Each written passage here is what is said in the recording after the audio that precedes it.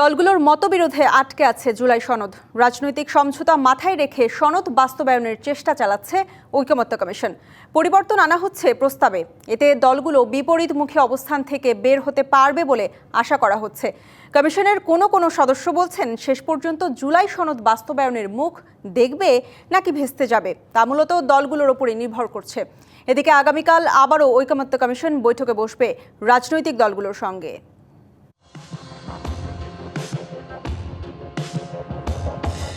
৮৪টি সংস্কার প্রস্তাব নিয়ে জুলাই সনদের খসড়া চূড়ান্ত করা হলেও বাস্তবায়ন পদ্ধতি নিয়ে এখনও ঐকমত্য হয়নি। গত ১১ সেপ্টেম্বর থেকে ফের কয়েকদিনের বৈঠকেও মেলেনি কোনো সমাধান। বারবারই যেন আটকে যাচ্ছে জুলাই সনদ। সনদের বাস্তবায়ন ইস্যুতে দলগুলোর অনমনীয় মনোভাব ও অনড় অবস্থানের কারণে বিশেষজ্ঞদের কাছ থেকে জাতীয় ঐকমত্য কমিশন এমন কিছু প্রস্তাব নিচ্ছে যাতে সংবিধান আদেশ, গণভোট ও ১০৬ অনুচ্ছেদ নিয়ে মতপার্থক্যের অবসান হয়। সাংবিধানিক আদেশ এবং এর সাথে যে গণভোট এবং এর সাথে হয়তো সুপ্রিম কোর্টের দ্বারস্থ হওয়া, ওগুলো সবগুলোই বিবেচনার মধ্যে আছে এবং একই সাথে কনস্টিটিউয়েন্ট অ্যাসেম্বলি এবং সংসদ গঠন করাটাও এই বিষয়ে আলোচনায় আছে। বিশেষজ্ঞদের সাথে আলাপ আলোচনা চালিয়ে যাচ্ছি, তো আমরা আশাবাদী যে একটা ঐক্যমত্যে পৌঁছা যাবে। রাজনৈতিক দলগুলোর মতো ভিন্নতার কারণেই কার্যত স্থবির জুলাই সনদ বাস্তবায়ন প্রক্রিয়া। জুলাই ঘোষণাপত্রের আইনি ভিত্তি না থাকায় এর অধীনে কিভাবে সংবিধান আদেশ জারি করা হবে এমন প্রশ্ন তুলে সংবিধান আদেশের ঘোর বিরোধী বিএনপি। এ বিষয়ে আপিল বিভাগের মতামত গ্রহণের প্রস্তাব দিয়েছে দলটি। এখানে প্রশ্ন এসছে যে প্রভিশনাল কনস্টিটিউশনাল অর্ডার জারির মধ্য দিয়ে এই সাংবিধানিক সংশোধনীগুলোকে এখনই কার্যকর করা যায় কিনা। কোনো রাজনৈতিক দলের পক্ষ থেকে এই প্রস্তাব দেয়া হয়েছে। আর সাংবিধানিক আদেশে নির্বাচনের আগে সংবিধান সংক্রান্ত সংস্কার কার্যকর এবং গণভোটে তা অনুমোদনের প্রস্তাব দিয়েছে জামায়াত ইসলামী সহ কয়েকটি দল। নির্বাচনের সাথে অনেকগুলো ঐকমত্য কমিশনের বিষয় জড়িত আছে, তো এগুলো যদি আমরা লিগ্যাল ফ্রেমওয়ার্কে না নিই তাহলে বাস্তবায়ন হবে কীভাবে? লিগ্যাল ফ্রেমটা ফার্স্ট ওয়ান লাগবে। অন্যদিকে জাতীয় নাগরিক পার্টি এনসিপি চায় গণপরিষদে সংবিধান সংস্কার হোক।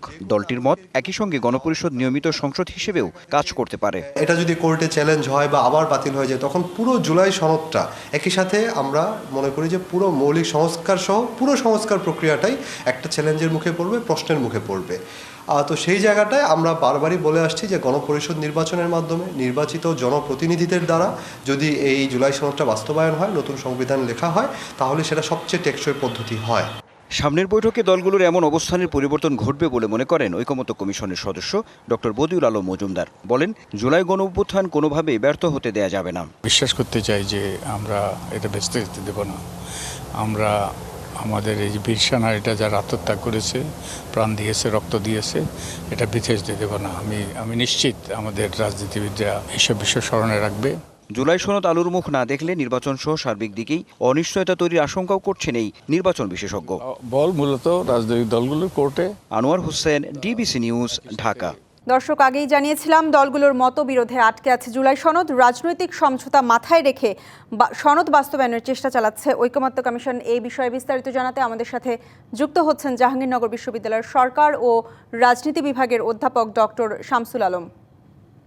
ডক্টর শামসুল আলম, আপনাকে স্বাগত জানাচ্ছি আমাদের আজকের নির্বাচিত সংবাদে। আপনার কাছে জানতে চাই যে জাতীয় ঐকমত্য কমিশনের সাথে রাজনৈতিক দলগুলোর বৈঠক অনেকদিন ধরেই চলছে, এরপরও জুলাই সনদ বাস্তবায়ন, এমনকি জুলাই সনদের কিছু বিষয়ে রাজনৈতিক দলগুলো একমত হতে পারছে না। আপনার কাছে কি মনে হয় যে এই যে রাজনৈতিক দলগুলো একমত হতে পারছে না, এর পেছনে ঐকমত্য কমিশনের দায় আছে? ধন্যবাদ একটা গুরুত্বপূর্ণ ইস্যুকে সামনে নিয়ে আসার জন্য। মূলত জুলাই সনদের বিষয়টা আমাদের সামনে আসলো ফ্যাসিস্ট বিরোধী আন্দোলনে। স্বৈরাচারী সরকার পতনের পর রাজনৈতিক দলগুলো বিভিন্ন বিষয়গুলো সংস্কার প্রস্তাবে নিয়ে আসে। বিশেষ করে 11টি সংস্কার কমিশন গঠন হয়। এর মূল উদ্দেশ্যই ছিল যাতে আগামীতে যে এখানে যে গণতান্ত্রিক শাসন ব্যবস্থাটা প্রতিষ্ঠিত হবে, সেই সরকারগুলো যাতে আবার স্বৈরাচারী ভূমিকায় অবতীর্ণ না হয়, একটা ভারসাম্যপূর্ণ শাসন ব্যবস্থা প্রতিষ্ঠিত হয়। অর্থাৎ জনগণের যারা সেবক, যারা জনগণের নেতৃত্ব দেবে, তারা যাতে তারা যেন ফ্যাসিস্ট চরিত্রে আবির্ভূত না হয়। এ কারণে জুলাই সনদ নিয়ে সমস্ত রাজনৈতিক দলগুলোর, বিশেষ করে ফ্যাসিস্টদের দোসররা বাদ দিয়ে সমস্ত রাজনৈতিক দলগুলোই কিন্তু এখানে তারা ঐক্যমত পৌঁছেছিল এবং সনদের ব্যাপারে কতগুলো বিষয় নিয়ে তারা ঐক্যমত কিন্তু অলরেডি প্রতিষ্ঠিত হয়ে গেছে। এখন সনদ বাস্তবায়ন করা নিয়ে বিশেষ করে আমরা দেখেছি এর মধ্যেই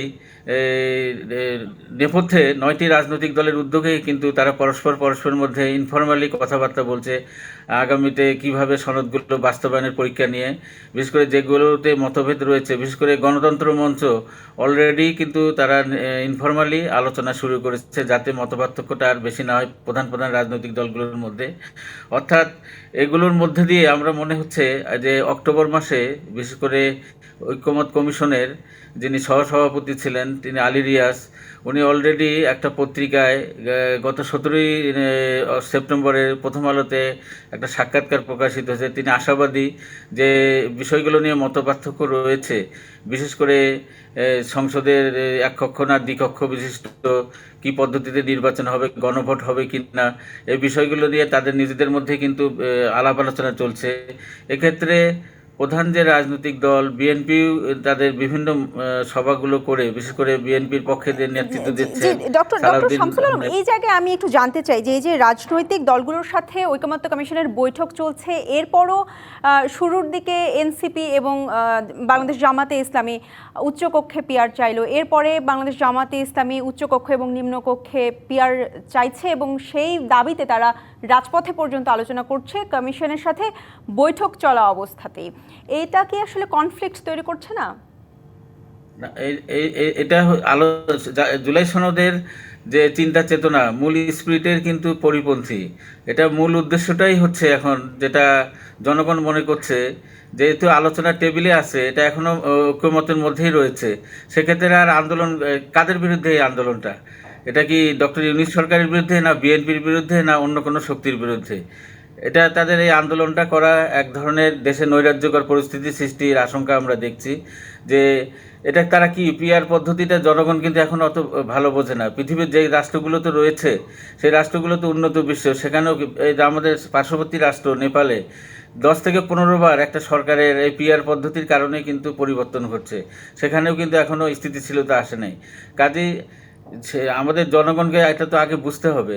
সেক্ষেত্রে দেখা গেছে যে উচ্চকক্ষে যদি পিআর পদ্ধতিটা নেওয়া হয় সে বিষয়ে কিন্তু সব রাজনৈতিক দলের ঐক্যমত রয়েছে। আর একটা বিষয় আছে জুলাই সনদের ব্যাপারে, এটা বাস্তবায়িত কী হবে? এটা গণভোট হবে না পরবর্তী সরকার এসে এটা বাস্তবায়ন করে?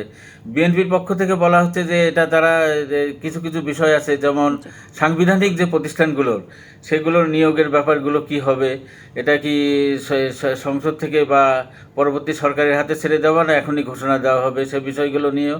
আর একটা হচ্ছে প্রধানমন্ত্রীর যে মেয়াদের ব্যাপারটা, সেগুলো তারা বলছে যে তাদের এটা দলীয় ব্যাপার, এটা তাদের এক ধরনের অধিকারই রয়েছে, যে দলের সংখ্যাগরিষ্ঠতা নেতা হবেন তিনি প্রধানমন্ত্রী হবেন, একজন 2 বারের মেয়াদে বেশি হতে পারবেন না।